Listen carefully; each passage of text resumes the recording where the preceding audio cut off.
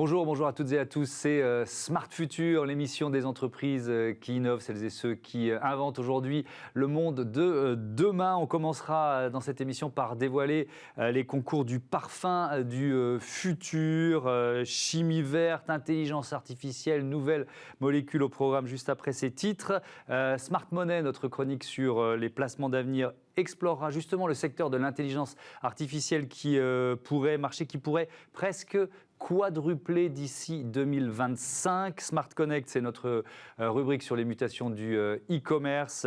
On va améliorer notre référencement sur les moteurs de recherche grâce à Smart Keyword. Et puis, dans la seconde partie de l'émission, on va monter à bord des Formule E, ces bolides électriques qui servent aussi de laboratoire pour améliorer nos voitures. Mais d'abord, on se demande s'il sera bientôt possible de sentir une fragrance derrière son écran d'ordinateur. Bienvenue dans le futur.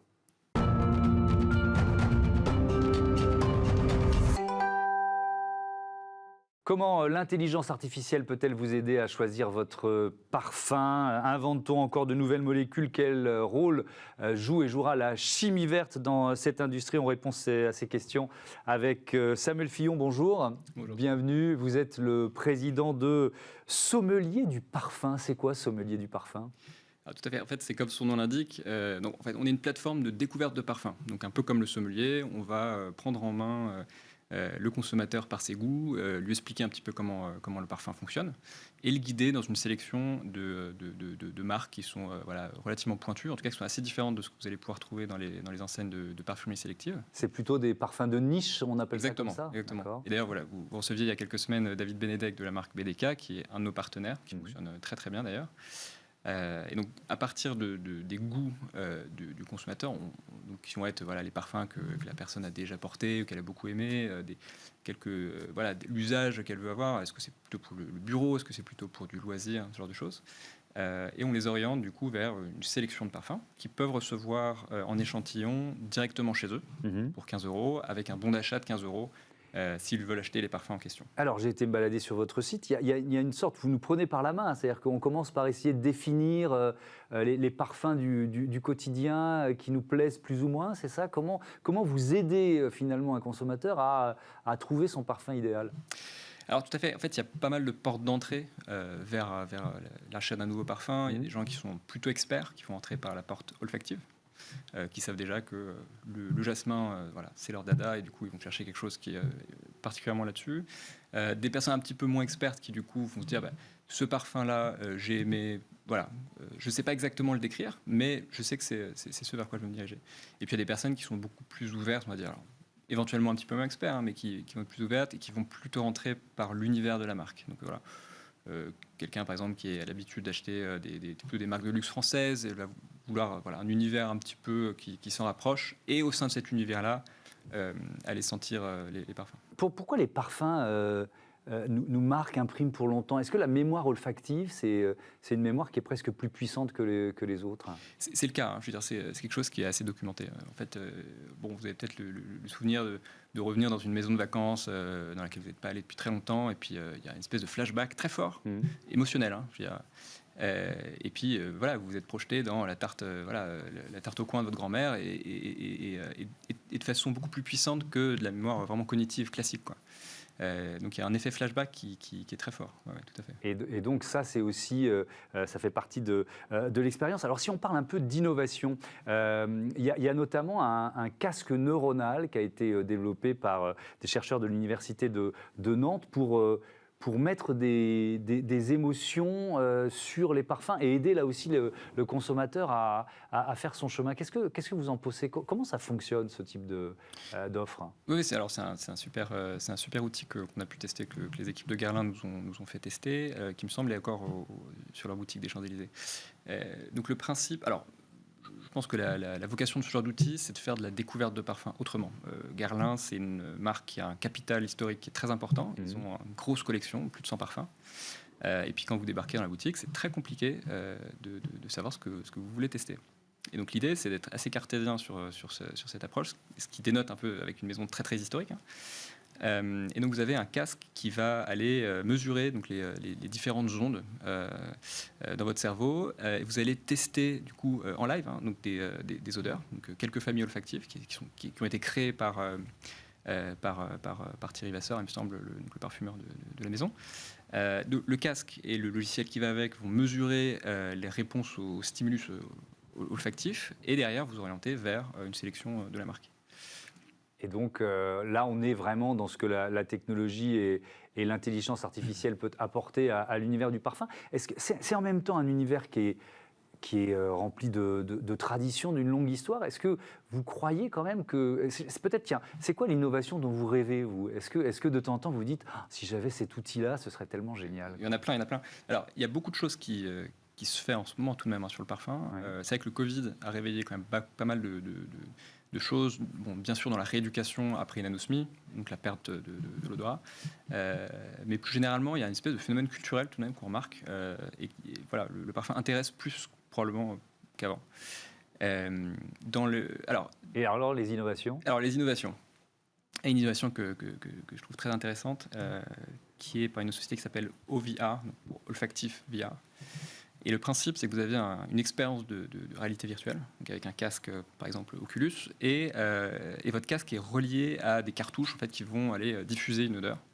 Et donc le principe, c'est que vous êtes dans votre expérience et il y a des événements déclencheurs au sein de l'expérience qui vont lancer la cartouche et derrière, vous allez avoir une expérience encore plus immersive que juste la réalité virtuelle qui est déjà relativement immersive. Ça, c'est très intéressant. Il y a beaucoup de choses qui se font sur la création semi-sur-mesure, donc des machines qui vont avoir, disons, une quarantaine de cartouches et qui vont mélanger, c'est un blender si vous voulez, qui vont mélanger ces cartouches dans des proportions définies par l'utilisateur et qui vont créer du coup un jus nouveau. Il y a quelques sociétés qui font ça. Ouais. Est-ce qu'on se dirige de plus en plus vers des parfums sur mesure, c'est-à-dire personnalisés, parce que vous guidez déjà très bien les consommateurs, mais en fait, c'est quand même un parfum donné qui peut être utilisé par X milliers de personnes. Mais vraiment, créer son parfum en fonction, je ne sais pas, de sa peau, même de son ADN, est-ce qu'on peut imaginer ça?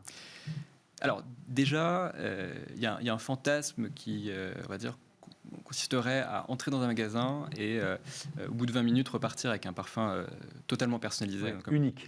Et en fait, il y a quelques contraintes tout de même de leur technique avec le parfum. C'est-à-dire qu'en fait, quand on crée un parfum, il y a des phases de macération, de maturation, de glaçage à froid, etc. Il faut compter plusieurs semaines. Et ça, c'est quelque chose qui est vraiment incompressible.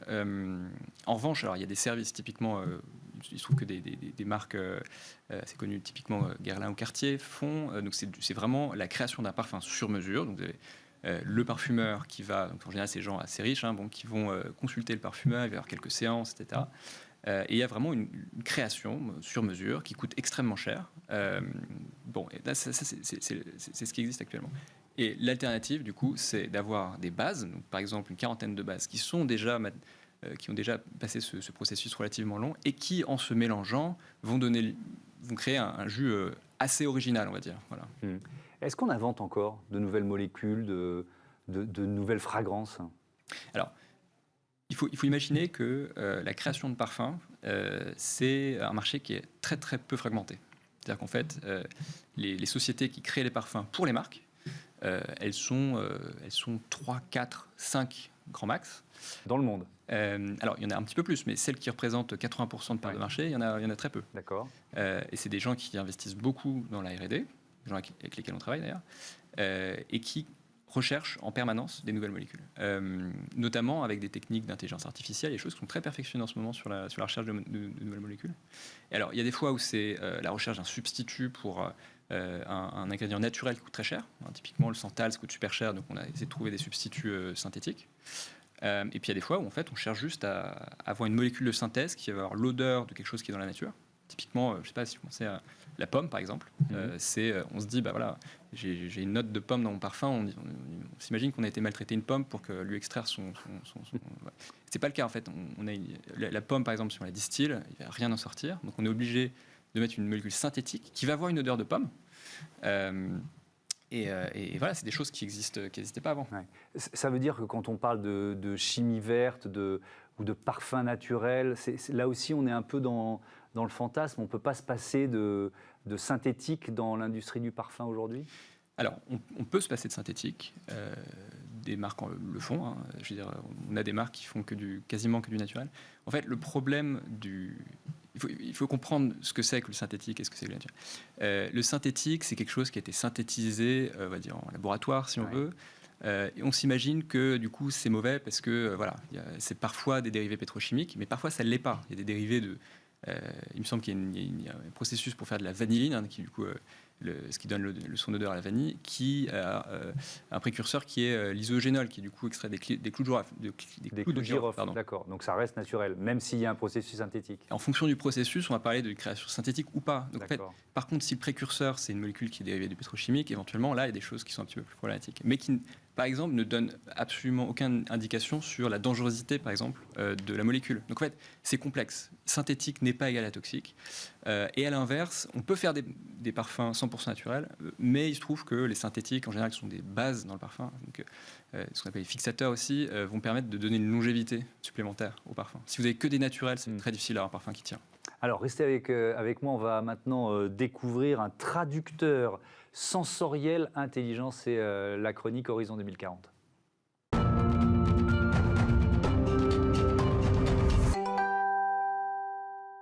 Horizon 2040, la chronique d'Olivia Hierret-Dobré. Bonjour Olivia. Bonjour Thomas. Tout va bien? Ça va très bien. Alors c'est parti, vous nous parlez aujourd'hui d'une technologie qui permet de traduire les parfums en couleurs et en émotions pour aider les marques dans leur stratégie justement, leur stratégie marketing. Tout à fait Thomas. Et si on vous fait sentir un liquide jaune, il y a de grandes chances que vous affirmiez que ça sent le citron. Pourquoi? Eh bien parce que la zone olfactive de notre cerveau est activée par la couleur.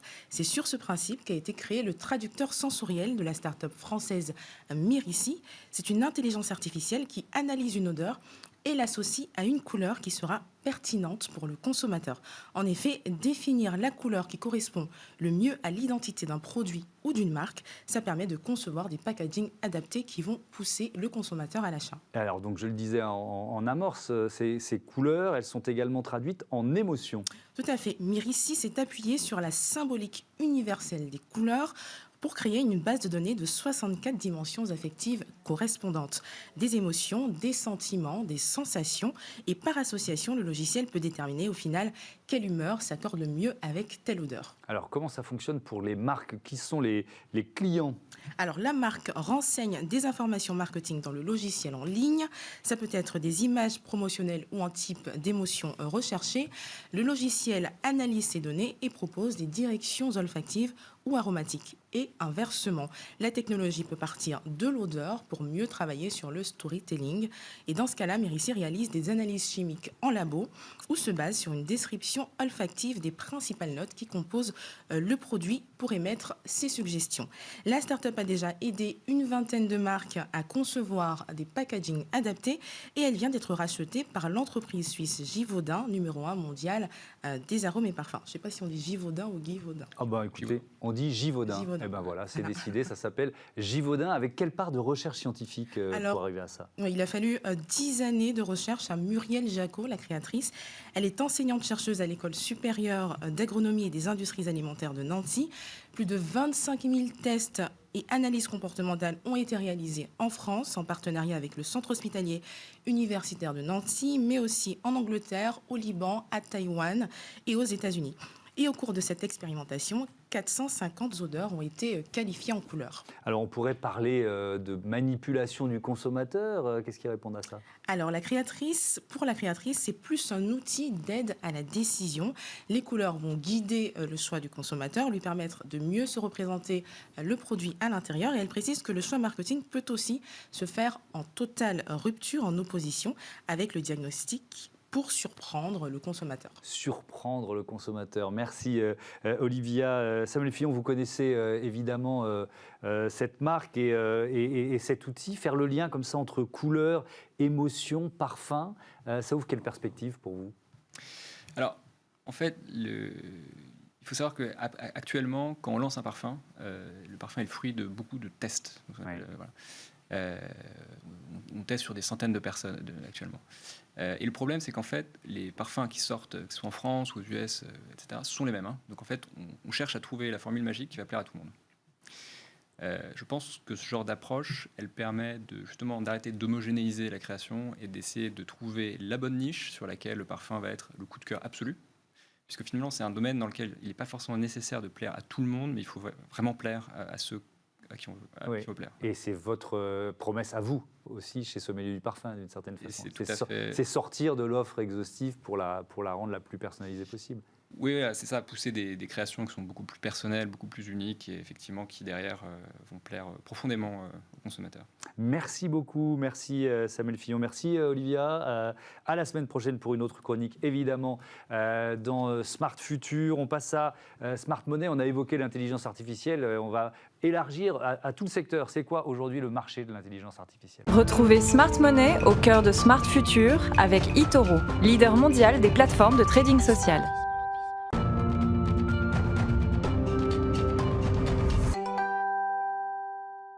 Smart Money, notre chronique sur les marchés du futur, les placements d'avenir avec aujourd'hui Antoine Fraisse-Soulier. Bonjour Antoine. Bonjour.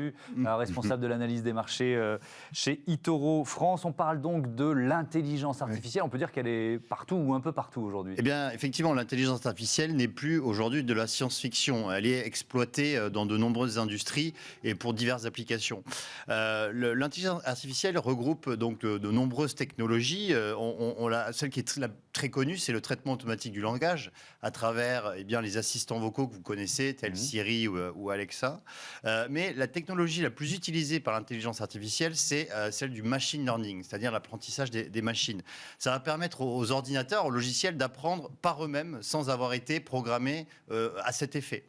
Mais pour se développer et pour apprendre, les ordinateurs ont besoin d'une quantité astronomique de données. C'est ce qu'on appelle le big data. En fait, le big data, c'est un peu l'essence du machine learning. Alors, à quoi ça sert ? Dans quel domaine on peut trouver alors, on peut le trouver dans de nombreux domaines. Déjà, c'est vrai que par exemple, dans notre quotidien, on l'utilise à travers l'appareil photo de nos smartphones. La reconnaissance faciale, par exemple, c'est possible grâce à l'intelligence artificielle. Et puis aussi, on va le trouver donc, dans la robotique, bien sûr, dans tout ce qui est le domaine de l'armement et du militaire, à travers les drones. Les drones utilisent l'intelligence artificielle dans la prise de décision. On va le retrouver ici dans la finance. La finance, notamment dans les algorithmes d'optimisation de risques, utilise l'IA, et aussi dans les jeux vidéo et aussi dans les transports. Alors, c'est quoi l'état du marché aujourd'hui de l'intelligence artificielle ? Alors, le marché, selon les experts, représente à peu près un chiffre d'affaires de 35 milliards de dollars, mais c'est un marché qui croît de manière exponentielle à hauteur de 40% par an, ce qui fait qu'en 2025, dans maintenant moins de 4 ans, ce marché devrait représenter plus de 100 milliards de dollars. Ensuite, les entreprises qui utilisent et qui exploitent et développent l'intelligence artificielle. Il y a forcément les GAFAM. C'est les GAFAM, on les retrouve à chaque fois. Donc Google, Amazon, Facebook, Apple et Microsoft. Et aussi toutes les sociétés de logiciels informatiques. On va à Oracle, Cisco ou encore IBM l'utilisent. Mais pas que. On va retrouver dans des secteurs plus originaux, on va dire, entre guillemets, c'est notamment dans le cinéma. Par exemple, Warner Bros. Utilise l'intelligence artificielle comme outil d'aide à la décision pour choisir les films qu'il va produire, ou même dans la pub, on utilise les réactions faciaux. Oui, c'est Data Calab qui fait ça. Voilà, je les avais reçus dans cette émission. Exactement. Et donc ensuite, en fonction des réactions, on va utiliser pour la stratégie des marques. Alors, il y a la robotique aussi, il ne faut pas l'oublier. Elle est particulièrement présente dans quelle partie du monde, la robotique ? Alors la robotique est vraiment très présente en Asie. L'Asie, c'est à peu près 2/3 des robots vendus aujourd'hui. Et le leader incontesté, c'est la Corée du Sud. La Corée du Sud utilise 855 robots industriels pour 10 000 salariés, ce qui est considérable, c'est le leader incontesté. Ensuite, en France, alors pour revenir un petit peu sur notre territoire, on a du mal. Même si le gouvernement a impulsé une dynamique pour soutenir ce marché qui est quand même prometteur, en fait, tous les investissements qui sont très lourds en R&D bloquent un petit peu et freinent certains projets en intelligence artificielle. Alors, est-ce qu'on peut investir ? Ma question traditionnelle. La question traditionnelle, c'est vrai que l'investissement est devenu incontournable en intelligence artificielle.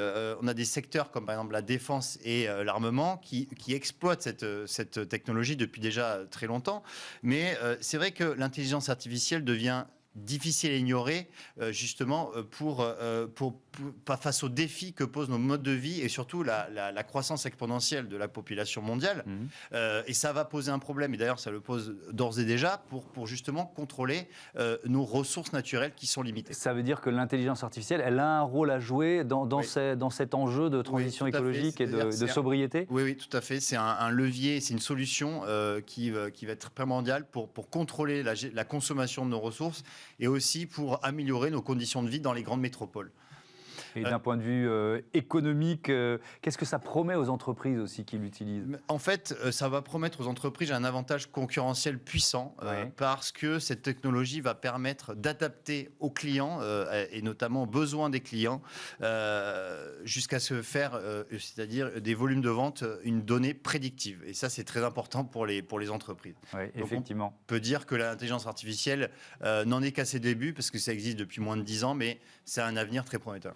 Merci Antoine Fraisse-Soulier. Je rappelle que vous êtes responsable de l'analyse de marché chez eToro France. On va continuer de parler d'intelligence artificielle avec notre prochain invité. On parle de référencement sur les moteurs de recherche. Tout de suite, c'est Smart Connect.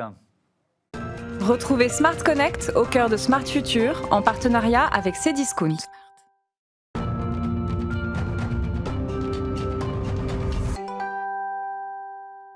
Smart Connect, notre rubrique consacrée aux mutations du e-commerce avec Louis Chevant. Bonjour. Bonjour. Bienvenue, vous êtes le fondateur de Smart Keyword. Vous l'avez créé quand et avec quelle ambition, cette entreprise ? Alors, je l'ai créé en 2016 et avec l'ambition en fait, de redonner la main aux annonceurs, donc aux sites e-commerce, sur leur référencement, qui est souvent pour eux un sujet assez complexe, assez un peu intriguant, parce qu'on se dit un peu c'est un algorithme, c'est Google, on ne sait pas trop ce qu'il fait, d'ailleurs qu'est-ce qu'il fait de mes données, etc.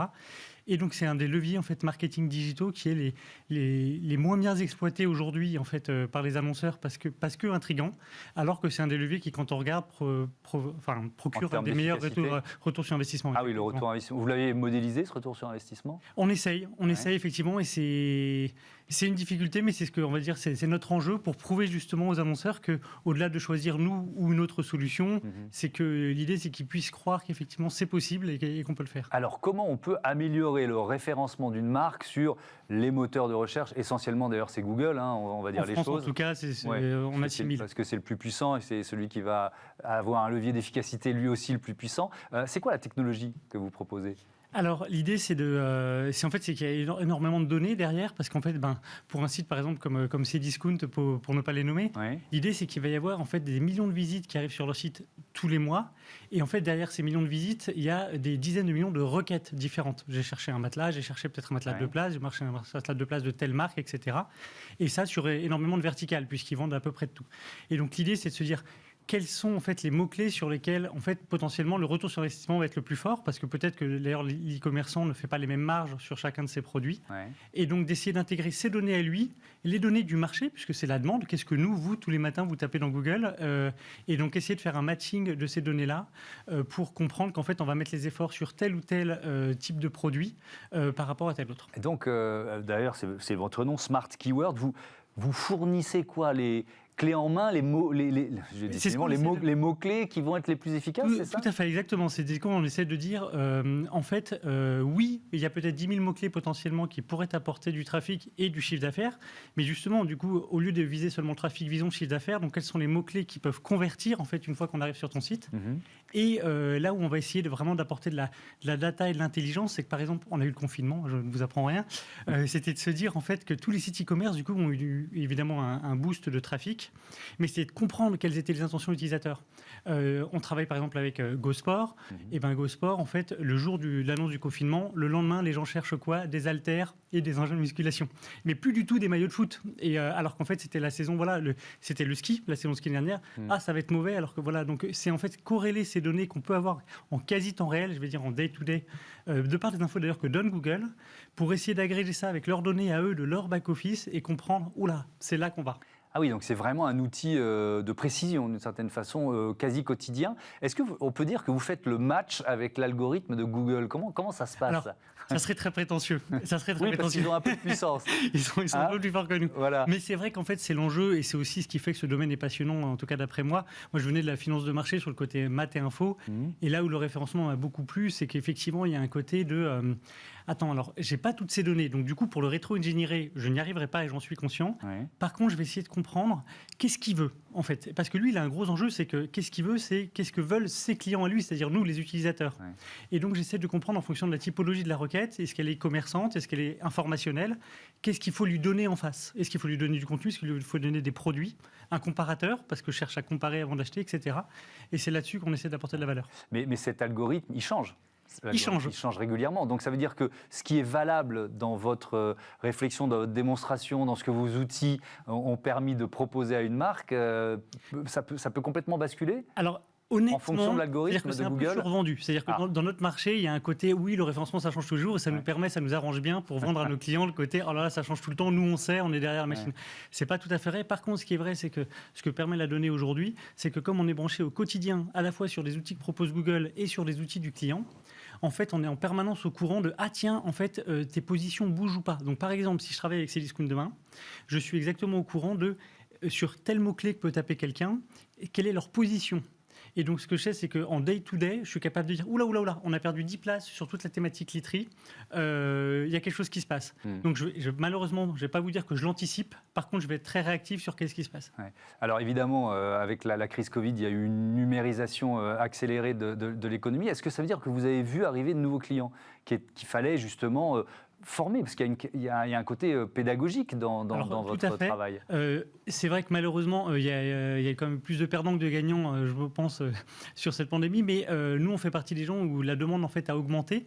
Après, alors, je ne fais pas partie, entre guillemets, des plus chanceux, dans la mesure où ceux qui ont vraiment explosé, c'est les commerces de proximité, puisque eux étaient fermés, ils avaient besoin de vitrines locales. Mais là, on parle plutôt de référencement très, très local, et on va dire que nous, on adresse plutôt, du coup, des marchés, nous, comme on a besoin de beaucoup de données, des marchés un peu plus élevés que, en fait, finalement, la boulangerie qui a besoin de se dire est-ce que j'ai une présence locale quand on tape boulangerie Paris 15 en fait. Mais alors, je termine, on va terminer là-dessus, sur la formation, parce que dans le contrat que vous proposez à vos clients, il y a une façon d'apprendre à utiliser le référencement. Et c'est un vrai sujet parce que ce qui n'est pas simple pour eux, c'est que finalement, on s'adresse à des équipes marketing. Ouais. Et en fait, en gros, c'est un levier qui intègre aussi beaucoup de technicité.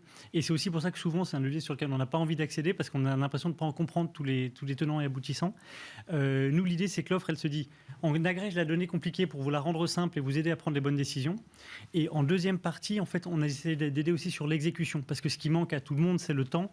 Et c'est de dire, une fois qu'on a identifié les actions à mener, on peut vous aider à les mettre en place, par exemple en produisant du bon contenu, en faisant de l'acquisition de notoriété, etc., pour vraiment augmenter les performances. Dernière petite question un peu anecdotique, mais vous êtes un très très bon joueur d'échecs, je crois. Ah, c'est tout à fait. En tout cas, j'y ai beaucoup joué. Ouais, ça vous sert d'un point de vue marketing, si on veut. Non, mais c'est vrai, c'est-à-dire qu'effectivement, je vais jouer sur le côté, essayer d'avoir un coup d'avance, en tout cas sur anticiper les tendances marché. Et c'est vrai que, par exemple, pendant cette période qu'on vient de vivre, je vous ai donné l'exemple de GoSport, mais on travaille avec un jouet club, c'est exactement pareil. En fait, la demande sur les puzzles va exploser par rapport à d'autres types de demandes, parce qu'on est... Et donc ça, c'est vrai que pouvoir l'anticiper, ou en tout cas être très, très réactif, à la moindre modification de l'intention utilisateur, c'est un atout. Et ben voilà, merci beaucoup Louis Chevant, bon vent à Smart Keyword. Voilà, on marque une courte pause de la réclame de 2021 et puis on revient dans le futur, on monte à bord des Formule E.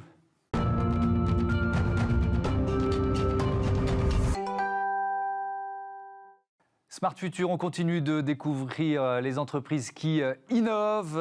Dans cette seconde partie d'émission, on explore, vous le savez, chaque semaine la Smart City, la ville intelligente et les nouvelles mobilités. Tout à l'heure, justement, dans Smart Move, on va vous présenter Nexterity, ces systèmes d'information et ces applis qui permettent de connaître en temps réel l'information sur le trafic, l'évolution du trafic et donc de mieux servir les usagers. Mais d'abord, comme promis, on monte à bord d'une Formule E. On voit tout ce que ces bolides électriques permettent d'inventer pour nos voitures. Réinventons la mobilité de demain dans Smart City avec SEAT. Smart City consacré à la Formule E, la Formule 100% électrique, la course auto 100% électrique. Est-ce le sport auto de demain? Quelles sont les technologies embarquées? Ces bolides sont-ils des laboratoires pour nos voitures forcément électriques? Pour en parler, je reçois Thomas Chevauché. Bonjour, bienvenue. Bonjour. Vous êtes directeur de DS Performance, c'est la division sport auto de la marque DS, championne en titre de Formule E. Avec nous en visioconférence, Sébastien Buemi, qui est vainqueur aux 24 heures du Mans, entre autres. Je ne peux pas faire tout votre palmarès, Sébastien, et vous êtes pilote Nissan en Formule E. Bonjour et bienvenue. Et puis avec nous au téléphone, Stéphane Barbet, qui est journaliste à l'équipe qui est le diffuseur de la compétition de Formule E sur sa chaîne de télé. Bonjour Stéphane, merci d'être là. Thomas Chevauché, peut-être pour poser un peu le décor, ça représente quoi pour DS, ce championnat de Formule E, en termes d'hommes, d'ingénieurs, d'investissement aussi? En termes d'investissement, en termes d'effectifs, c'est environ une centaine de personnes. Si on compte les ingénieurs, les mécaniciens, les personnes du marketing, les personnes qui s'occupent de la logistique, c'est une structure relativement importante qui reste toutefois raisonnable. Ça permet de développer la voiture, développer le powertrain, d'envoyer la voiture en essai pour valider les évolutions avant de les envoyer en course. Et évidemment, l'équipe de course avec les pilotes qui prennent soin des voitures de course et qui les font courir. Budget? Tu peux en dire un mot Ce n'est pas des chiffres qu'on a l'habitude de donner. D'accord. Vous êtes double championne en titre. C'est ça. Donc ça, c'est quand même face à des très grosses écuries aussi, des très grandes marques automobiles en face, c'est ça? C'est ça. La Formule E, c'est le championnat où il y a le plus de constructeurs engagés aujourd'hui.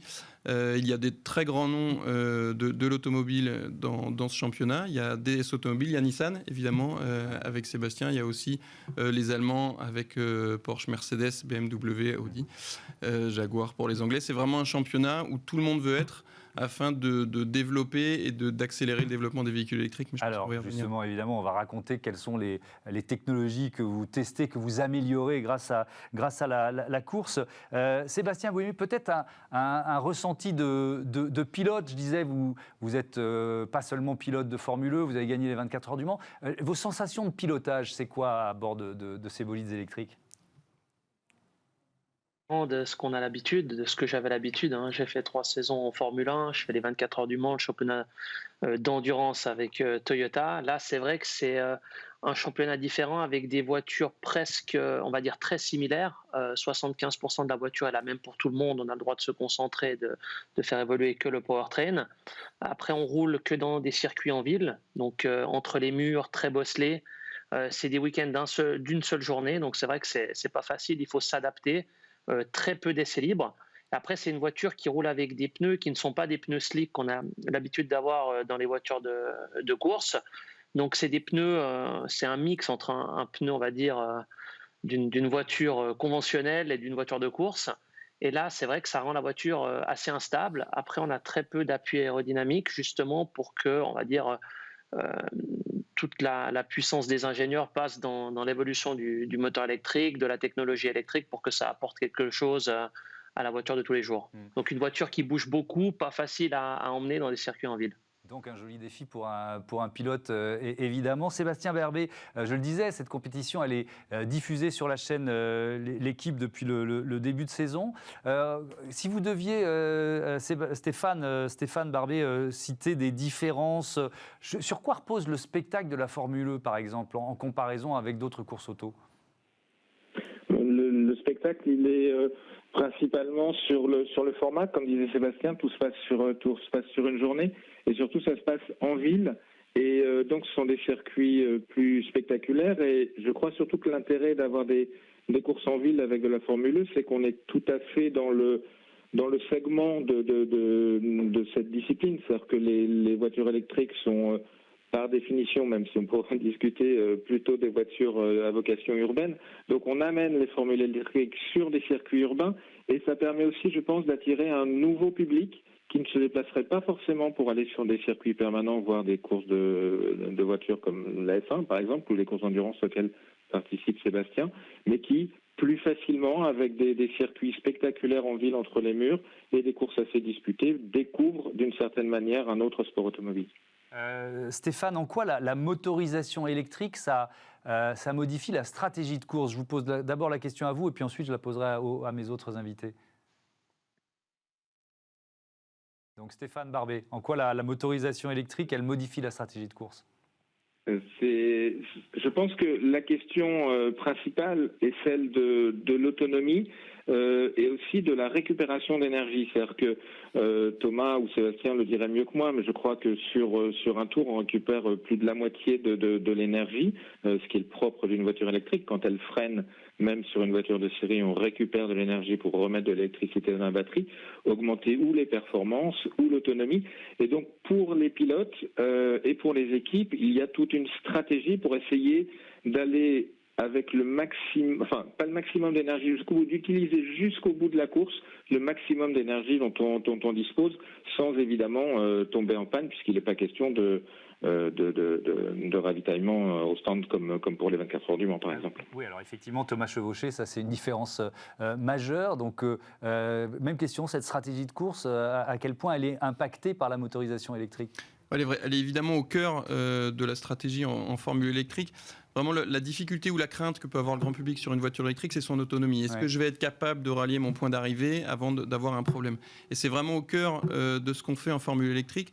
On part tous avec la même quantité d'énergie disponible dans la batterie. Et l'objectif du développement technique, c'est de développer un powertrain qui va en faire le meilleur usage, qui Donc, va gâcher powertrain, c'est quoi le C'est la chaîne de traction, le powertrain, juste pour expliquer. C'est le moteur électrique, la transmission. C'est vraiment ce qui va transformer l'énergie électrique de la batterie pour l'amener aux roues. Voilà. Okay. Et donc ça, il faut le faire de la manière la plus efficace possible, avoir le moins de pertes possible pour pouvoir faire le meilleur usage. Et malgré tout, l'énergie disponible dans la batterie n'est pas suffisante pour couvrir l'intégralité de la distance de la course à fond. Il est donc important de gérer l'énergie, et c'est la deuxième partie de l'intérêt de la Formule E, c'est vraiment montrer qu'en gérant l'énergie, en adaptant notre style de conduite, ou plutôt le style de pilotage pour ce qui est de la Formule E, on est capable d'augmenter de manière très significative l'autonomie et la portée d'une voiture électrique. Pour donner quelques chiffres, Stéphane parlait de récupération d'énergie. Sur une course de Formule E, il y a entre 35 et 40% de l'énergie utilisée qui provient de la récupération d'énergie. Donc c'est énorme. Et entre un tour de qualification, donc un tour à fond, et un tour de course, il y a 40 à 45% d'économie d'énergie entre les deux, pour 1 ou 2 secondes de perdu. C'est vraiment très, très impressionnant. Ah oui, c'est impressionnant. Alors Sébastien Buemi, évidemment, la question c'est comment vous adaptez votre pilotage, puisque ce que vient de dire Thomas Chevauché, c'est que le pilote devait finalement, c'est un peu vrai dans toutes les compétitions automobiles, mais s'adapter à la technologie, ça veut dire quoi? Ça veut dire que vous devez ralentir, aller un peu moins vite à certains moments pour économiser la batterie. C'est paradoxal de demander à un pilote de course auto de ralentir. Oui, c'est vrai que c'est assez paradoxal. Après, il y a des manières, voilà, on va dire, d'être efficace, comme Thomas l'a bien expliqué. La manière la plus efficace, bien entendu, c'est de lâcher l'accélérateur, on va dire 50, 100 mètres avant le point de freinage, parce qu'à ce moment-là, on parcourt une grande vitesse, on est à haute vitesse, et là, on va dire que la perte de temps autour est minime par rapport à l'économie d'énergie qu'on est capable de faire. Donc, c'est sûr que pour nous aider, on a tout un software embarqué dans la voiture qui nous aide en tant que pilote, voilà, à savoir quand c'est qu'on doit économiser l'énergie, quand c'est qu'il faut récupérer l'énergie. Parce que c'est vrai qu'on pourrait potentiellement récupérer encore plus d'énergie, mais ça ne serait pas efficace parce qu'on irait beaucoup moins vite. Donc l'idée, c'est de trouver constamment le bon compromis entre combien d'énergie on utilise et combien on en récupère. Et ça, c'est vrai qu'on est capable en tant que pilote de se débrouiller relativement bien tout seul, mais après, pour aller chercher les derniers dixièmes et pour optimiser tout ça, on a besoin d'un système, un software, voilà, qui est, on va dire, au centre du développement aujourd'hui des voitures électriques. On a une partie, bien entendu, hardware, on essaie d'améliorer la suspension, de rendre le châssis meilleur, mais après, il y a aussi une grosse partie de la performance qui passe dans le software. Et là, donc, on travaille énormément là-dessus pour avoir une voiture qui optimise, on va dire, tous ces points. Vous formez vraiment un duo avec les ingénieurs? Ah, ça, c'est sûr que une des particularités de la Formule E, c'est que nous n'avons pas ce qu'on appelle la télémétrie, c'est-à-dire que le stand ne peut pas voir en temps réel ce que le pilote est en train de faire. Ça, par exemple, en F1, c'est pas le cas. Ils ont la télémétrie, ils voient tout de suite. Donc nous, en tant que pilote, on doit relativement beaucoup se débrouiller tout seul. Alors après, c'est là que c'est important d'avoir un bon software, d'avoir une bonne stratégie, un bon energy management, comme on l'appelle dans le milieu, qui nous permettent de maximiser, on va dire, toute l'énergie à disposition. Alors, j'en viens au côté laboratoire, Thomas Chevauché. Quelles technologies qui sont embarquées sur vos voitures pour cette course automobile sont déjà utilisées sur les modèles grand public ou le seront bientôt? Alors, donc comme on l'a dit, en formule électrique, le périmètre qui est développé par les constructeurs, c'est la chaîne de traction, donc principalement le moteur électrique et la transmission, avec un très gros travail centré sur les technologies électriques pour améliorer le moteur, améliorer son efficacité et son rendement. Donc un moteur électrique, c'est quoi? C'est une carte électronique avec des composants de très haut niveau et un moteur qui est basiquement du bobinage et des aimants.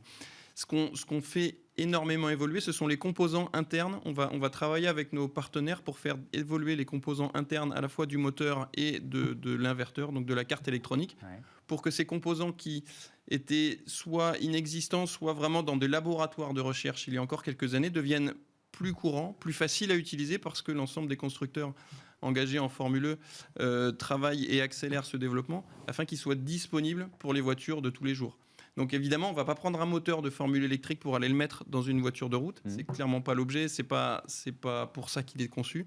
Par contre, développer ce moteur électrique et le pousser dans ses derniers retranchements a permis à la fois au département recherche et développement d'EDS Automobile ou à nos partenaires pour développer les moteurs électriques de comprendre, d'améliorer ces composants pour que dans quelques années, les composants qu'on utilise soient disponibles pour faire des moteurs de voitures de route. Et alors sur la récupération d'énergie aussi, puisque donc là, ça fonctionne comment la récupération d'énergie sur ces voitures? La récupération d'énergie, c'est simplement on fait fonctionner le moteur à l'envers. Pour accélérer la voiture, le moteur il transforme de l'électricité en effort roue. Pour récupérer de l'énergie, lorsqu'on freine, le moteur électrique freine les roues et transforme cette énergie dite cinétique en énergie électrique pour la batterie. Et ça, on l'a déjà sur les voitures électriques? Ça, on l'a déjà sur les voitures électriques. Ce qui est nouveau et ce qu'on apporte, c'est aujourd'hui le transfert le plus rapide vers les voitures de route, c'est les stratégies, comme l'expliquait Sébastien. Les stratégies pour optimiser l'autonomie de la voiture de formule électrique sont déjà utilisées sur les voitures de route et sont implémentées au fur et à mesure dans les voitures de route pour en augmenter l'autonomie. Parce que là, il n'y a pas de composants électroniques, c'est vraiment des stratégies, l'utilisation d'intelligence artificielle pour comprendre comment faire au mieux l'utilisation de l'énergie pour aller plus loin. Quand on prend notre voiture de route électrique ou hybride, ce qu'on veut, c'est aller plus loin avec une très basse consommation ou une consommation nulle pour une voiture électrique. Et ça, c'est exactement les mêmes stratégies que ce qu'on fait en Formule E. Donc, on les adapte dès maintenant dans nos voitures de route. Stéphane Barbet, je reviens vers vous. Dans nos villes, on en parle très souvent dans cette émission ou dans Smart Impact, les voitures thermiques, elles vont disparaître à terme au profit des modèles électriques. Est-ce que vous pensez que la Formule 1 et la Formule E finiront par fusionner d'une certaine façon?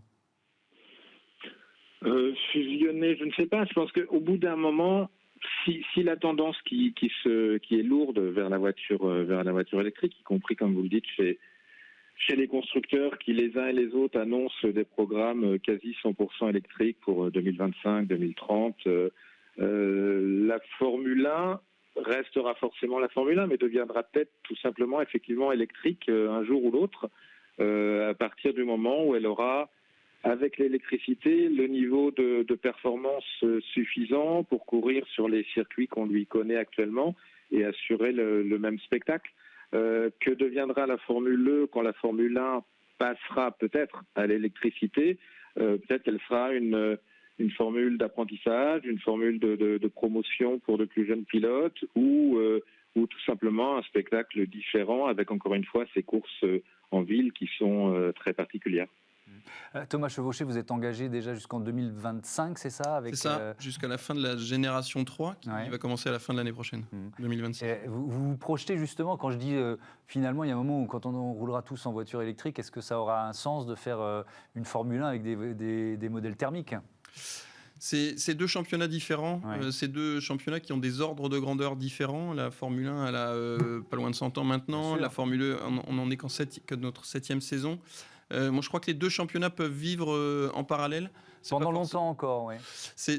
L'avenir nous le dira, mais encore une fois, comme le précisait Stéphane, on ne roule pas sur les mêmes circuits. C'est très important pour la Formule E d'être dans les centres-villes, là où sont les voitures électriques, là où sont nos clients, là où sont nos fans. Oui, parce qu'il y a une cohérence pour vous aussi entre l'engagement d'une marque comme DS dans la course auto et finalement les modèles que vous proposez au grand public qui sont faits pour être utilisés beaucoup en ville aussi. Absolument, ouais. Absolument. C'est la raison d'être de la Formule E, c'est d'apporter la course électrique et la mobilité électrique là où on en a besoin, là où on l'utilise dans le cœur des centres-villes, et c'est aussi là où se trouvent les clients des marques comme DS Automobile qui développent l'électrification des voitures et les voitures électriques pour les vendre principalement à des clients en centre-ville. Donc c'est assez différent des voitures à très haute performance comme le sont les Formule 1 qui roulent sur des très grands circuits qui sont souvent en dehors des villes. Il faut aller sur le circuit pour voir la course. Le concept de la Formule E, c'est d'apporter la course aux gens dans les centres-villes, là où ils sont, et de ne pas leur demander d'aller voir la course sur un circuit. Stéphane Barbet, quand vous diffusez sur la chaîne L'Équipe voilà, les grands prix de Formule E, c'est quoi le retour des téléspectateurs? Si on est très honnête, qu'est-ce qu'ils trouvent génial? Et puis à l'inverse, qu'est-ce qu'ils vont critiquer un petit peu? Alors, on diffuse la Formule E que depuis le début de cette saison 7, donc les retours sont encore un petit peu légers. Mais ce qu'on sent, en revanche, c'est que s'il y a une critique à apporter, elle porte essentiellement sur le véritable caractère éco-responsable de la voiture électrique. Et ce qui revient toujours, c'est oui, mais qu'est-ce que l'on fait des batteries? Oui, mais les métaux rares dans les batteries, etc. La principale critique, elle est là-dessus. Après, sur le spectacle en lui-même, les gens considèrent que c'est plutôt sympa à regarder. Il y a eu pour la première fois cette année, les Formule E ont roulé sur le grand circuit de F1 à Monaco. Avant, elles n'en prenaient qu'une petite partie. Évidemment, les temps autour étaient largement à l'avantage de la Formule 1, mais on a vu beaucoup plus de dépassements et des dépassements spectaculaires pendant la course de Formule E sur le grand circuit de Monaco de F1 qu'il n'y en a eu 15 jours plus tard avec le Grand Prix de Formule 1. De Formule 1, on n'a pas vu beaucoup de dépassements, c'était pas le plus palpitant de la saison, on peut se le dire. Tiens, cet enjeu d'éco-responsabilité, Thomas Chevauché, là aussi, est-ce que c'est un laboratoire, la course? Oui, c'est un laboratoire. Alors, la Formule E, c'est le premier championnat du monde qui est carbone neutral. Ça, c'est important. C'est vraiment une dynamique très importante pour l'ensemble des constructeurs engagés, mais aussi pour le championnat et pour le promoteur du championnat. C'est vraiment un état d'esprit. C'est pour les émissions en course. Évidemment, si on se pose la question de la fabrication des batteries, etc., c'est plus tout à fait la évidemment, la logique, fabrication des batteries pose des problèmes, comme pour les voitures électriques. Voilà. Néanmoins, c'est évidemment beaucoup mieux déjà que pour des voitures thermiques. Ouais. Et quelque part, la difficulté aujourd'hui, c'est le stockage de l'énergie. On le sait, est-ce qu'on doit le mettre dans des batteries, est-ce qu'on doit le mettre dans des piles à combustible, est-ce qu'on doit le mettre dans autre chose? Ça, c'est une difficulté. Les gros progrès aujourd'hui sont faits et ont été faits et sont encore faits sur la chaîne de traction, qui a aujourd'hui des niveaux d'efficacité au-delà de 98-99%. C'est-à-dire que 98 ou 99% de l'énergie de la batterie est utilisée pour les roues, par rapport à 30% pour un moteur thermique. Ouais. Donc ça, c'est vraiment ce qui sera utilisé dans le futur. C'est aujourd'hui quasiment sûr.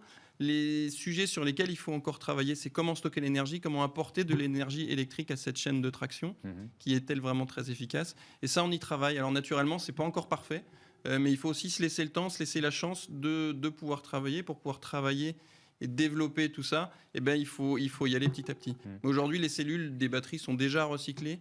On travaille déjà énormément, c'est évidemment au cœur des préoccupations du championnat. Sébastien Buemi, je reviens vers vous. C'est vrai que vous avez piloté en Formule 1 les 24 heures du Mans, je le disais, les 24 heures du Mans qui vont fêter leur siècle d'existence dans 2 ans et qui ont... c'est un laboratoire de la voiture depuis un siècle, les 24 heures du Mans. Est-ce que vous avez comme ça ce sentiment de participer à l'avènement des voitures du futur aujourd'hui?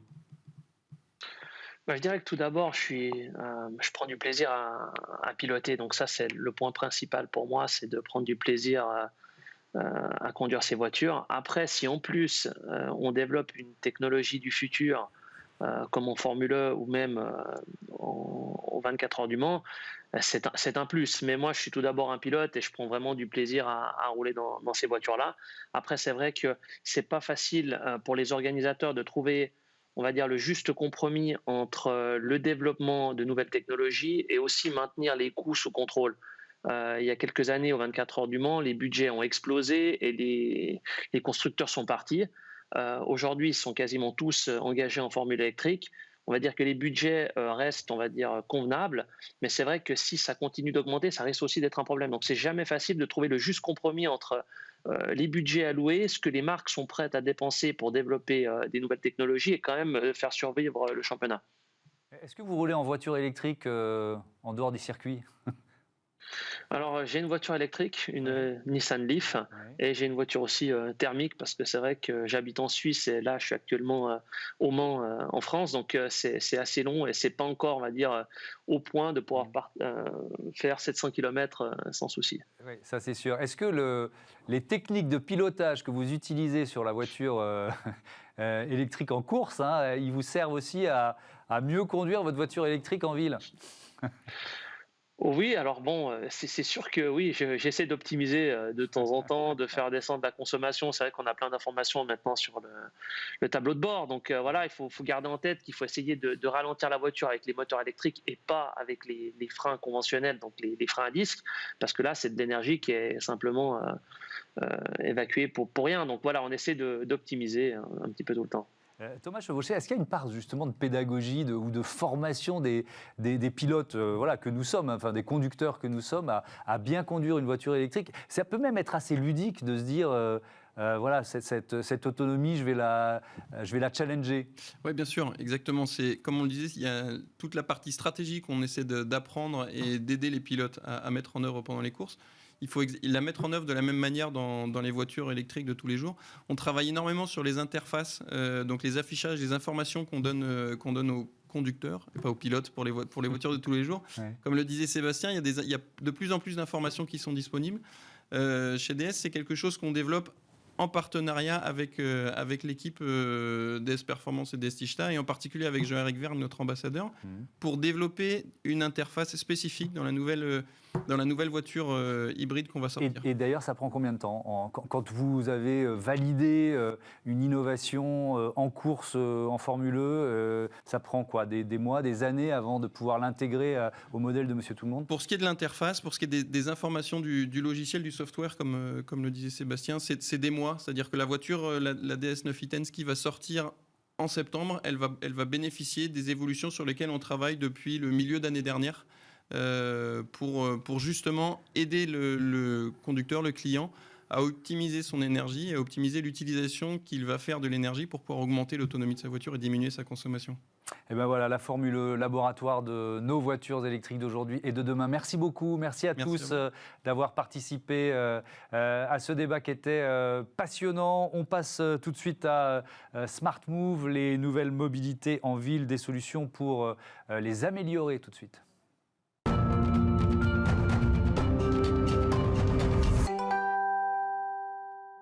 Smart Move avec Edith Nuss, la présidente cofondatrice de Nexterité. Bonjour. Bonjour. Bienvenue, heureux de vous accueillir. C'est quoi Nexterité? Moi, j'ai envie de dire de l'intelligence artificielle appliquée à la mobilité urbaine. Ah bah c'est exactement ça. C'est la bonne définition. Tout à fait. Alors avec vos mots à vous, ça donne quoi? Alors en fait, on était parti d'une idée, c'est de se dire qu'on a tous un petit bout d'information quand il s'agit de mobilité. C'est-à-dire qu'on a tous été sur un quai de gare ou attendant un bus et avec un message disant le bus arrive dans 5 minutes et 20 minutes après, il n'était toujours pas là. Donc on s'est dit, tout le monde a un bout d'information, voyons comment on peut tout fusionner. Donc notre solution NextAlert, c'est ce qu'elle fait. Elle prend des informations des opérateurs, des acteurs sur le terrain, des passagers, pour en faire des flux d'informations en temps réel avec plus d'infos. Donc c'est vraiment un outil collaboratif? Oui, c'est du collaboratif régulé. Ça veut dire quoi? Régulé, c'est-à-dire qu'on ne met pas tout et n'importe quoi. Le système vérifie la fiabilité et la qualité des données suivant les sources. Ah oui, vous évaluez la qualité du message. C'est quoi? C'est une veille sur les réseaux sociaux, par exemple? Alors, il y a les réseaux sociaux, mais par exemple, quand notre application est utilisée par Deutsche Bahn, là, il y a un formulaire dans l'application de Deutsche Bahn où les passagers eux-mêmes disent il y a un problème sur la ligne 1, ça fait 20 minutes que j'attends, et automatiquement le système évalue si l'information semble fiable et la pousse si elle l'est. C'est quelle technologie d'intelligence artificielle? Alors, c'est avant tout de ce qu'on appelle Natural Language Processing, c'est de l'analyse sémantique. Et puis ensuite, il y a une partie aussi qui est, on va dire, un petit peu de big data, parce qu'il y a aussi des données qui viennent de détecteurs qu'on peut fusionner. Et puis, bien sûr, on peut faire après ça un peu de prédictif, bien sûr. Alors, pour bien comprendre, on a détaillé un peu les solutions que vous proposez. Il y a notamment la Next Alert. C'est quoi? Ça fonctionne comment, ça? Alors, Next Alert, c'est vraiment focalisé sur l'alerte et l'information, par exemple, pour le transport public ligne par ligne. Ça prend des informations qui viennent, bien souvent, c'est des informations textuelles, qui viennent soit de l'opérateur, soit des réseaux sociaux, soit de formulaires qui sont dans des applications. Et en temps réel, ça vous dit, sur votre trajet, vous qui voulez aller, par exemple, travailler ou faire du sport, va y avoir un problème sur tel tronçon. On vous conseille peut-être de prendre une alternative. Ou sur telle ligne, c'est perturbé entre telle et telle station, par exemple. Et donc ça, c'est une appli, tout simplement? Alors, c'est une appli, puis c'est intégré dans des applications d'opérateurs. C'est intégré dans l'application de la SNCF ou dans l'application de Deutsche Bahn. Et puis, c'est des applications aussi qui sont utilisées pour le transport routier également. Donc, c'est quoi? C'est un gain de temps pour les usagers, et pour les opérateurs, c'est quoi? Ça améliore la satisfaction des utilisateurs, parce que en fait, les gens sont assez contents de savoir que ça ne va pas. Ils préfèrent avoir l'information. Oui, quand on est coincé dans un train et qu'on ne nous dit rien, c'est insupportable. C'est insupportable, on se sent captif, et là au moins on peut réfléchir, on peut se dire ah ok, il y en a encore pour 20 minutes, bon je vais peut-être plutôt descendre ici et prendre un vélo, ou on a le choix, on reprend sa liberté. Et vous avez modélisé le gain de temps pour l'utilisateur? Alors, en tout cas, ce qu'on a constaté, c'est qu'on avait 20 minutes d'avance en général sur des informations officielles. Donc, c'est quand même un gain intéressant. Ouais. Ensuite, non, on n'a pas essayé de voir combien de temps les gens gagnaient en étant informés. Alors, donc, il y a Next Alert, il y a aussi Via Facile. C'est quoi Via Facile? Alors, Via Facile et Via Pro, c'est des applications. En fait, je vais peut-être vous parler d'abord de Via Pro. C'est une application collaborative aussi, mais destinée aux gestionnaires d'un territoire. Par exemple, quand il y a un accident, le SAMU envoie un véhicule, mais il n'informe pas forcément les gens qui en sont en charge des routes, qu'il va falloir déblayer des voitures accidentées. Donc, ce que fait Via Pro, il fusionne tout ça et il envoie immédiatement une alerte au gestionnaire de la route en disant le SAMU intervient à un accident, ce serait peut-être bien d'aller voir s'il ne faut pas déblayer. Et réciproquement, ça informe par exemple le SAMU que Enedis est en train de faire des travaux à tel endroit et que s'ils envoient une ambulance, il faut que le trajet soit un peu différent pour arriver le plus vite possible. Donc ça, c'est réservé aux professionnels C'est du partage entre professionnels. Voilà, à toutes les entreprises ou les collectivités qui sont engagées dans la mobilité et dans l'usage de la route, quoi. Tout à fait. Ou du rail, d'ailleurs. Voilà. Et ensuite, on l'envoie aussi, par exemple, on peut l'envoyer à Waze, ou on l'envoie à Via Michelin, ou à n'importe quelle application grand public que ça peut intéresser. Et donc, Via Facile, c'est la version c'est la version grand public. Voilà, c'est la version grand public. D'accord, avec le même fonctionnement. Exactement. D'accord. Vos clients, alors on a bien compris qu'il y avait le grand public, mais c'est les gestionnaires de territoire, c'est qui? Tout à fait, c'est les collectivités, ça peut être des métropoles, par exemple la ville d'Orléans, ou des départements, ou des régions. Il y a par exemple Dubaï aussi qui utilise... et puis c'est des opérateurs de transport. Et donc votre modèle économique, sont les contrats que vous signez avec ces opérateurs publics? Oui, ce sont des abonnements annuels. Ouais, parce que pour l'usager, c'est gratuit? Oui. On est face à une concurrence avec des applications comme Google Maps qui sont gratuites. Donc je pense que les usagers n'ont pas du tout l'intention de payer pour ce type de service. Ouais. Vous en êtes tout de votre développement aujourd'hui? Vous êtes présent dans combien de villes? On est présent dans l'Île-de-France, on est présent dans le département du Loiret. On va être là présent bientôt dans une région également. Ouais. Et en Allemagne, on est présent dans plusieurs villes. Donc ça se développe plutôt bien. Et ben voilà, un sourire, ça fait du bien. Merci beaucoup, Edith Nuss, d'être venue présenter votre entreprise. Bon vent à... Vous dites Nexterit ou Nextérité? Nextérité. Nextérité, j'avais la bonne prononciation. Merci. Bon, c'est la fin de cette émission. Merci à toutes et à tous de votre fidélité. Merci à Olivia Hieré-Dobré. Merci à toutes les équipes techniques de Bismart ici en régie. Il y a des semaines plus difficiles que d'autres, donc je pense beaucoup à vous aujourd'hui. Voilà, ça ira mieux demain. Rendez-vous la semaine prochaine pour Smart Future et puis lundi pour Smart Impact. Vous le savez, c'est l'émission de la RSE, la responsabilité sociale, sociétale et environnementale des entreprises. Salut à toutes et à tous. Vous pouvez revenir en mai 2021.